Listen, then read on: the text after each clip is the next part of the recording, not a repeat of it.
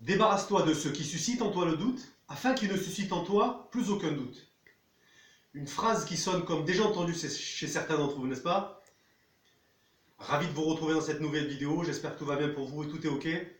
Alors, la plupart des gens pensent et croient que ce qui leur arrive, vous savez, là-dedans à l'intérieur, les humeurs, les états d'âme, le moral, les émotions, pensent que c'est la faute, quand ça ne va pas bien sûr, à ce qui se passe à l'extérieur.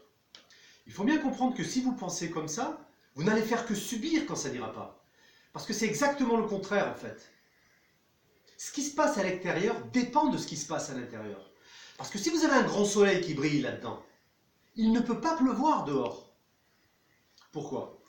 Parce que cet univers a été créé pour toi et qu'il est là pour te servir et qu'il est ton allié. Alors aujourd'hui, je vais faire une vidéo où je vais m'adresser aux jeunes particulièrement. Vous savez, ces jeunes qui démarrent dans la compétition, débutants ou confirmés, essayer d'apporter des outils, trouver des réponses et répondre à une problématique. Comment être plus performant en compétition? Alors ce fut un secret jalousement gardé par l'élite de nos sportifs mondiaux.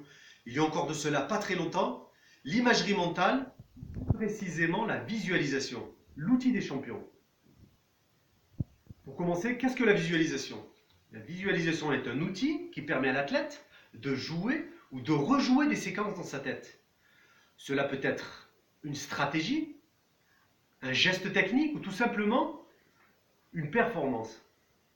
L'athlète qui répète mentalement plusieurs fois les mêmes images positives et des séquences gagnantes dans sa tête augmentera sa confiance et son sentiment d'être fin prêt à performer.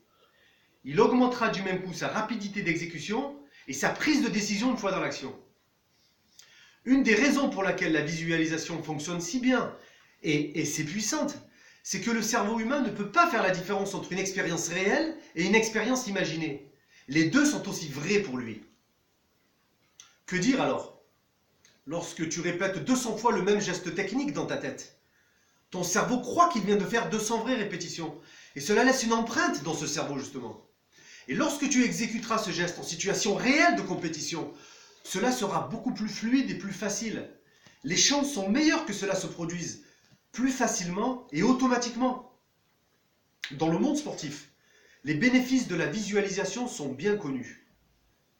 La visualisation est un outil très puissant, maintes fois prouvé comme technique efficace dans le processus de préparation.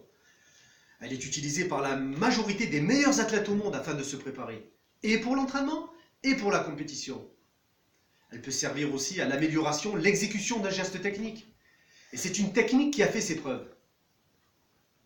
Et c'est réellement l'outil qu'utilisent les champions afin d'arriver en compétition avec le meilleur état d'esprit possible. C'est pour ça que tous les spécialistes s'accordent pour dire que la visualisation, c'est l'outil des champions. Cette visualisation deviendra comme une sorte de conditionnement mental qui aura une influence positive sur les comportements, sur les émotions.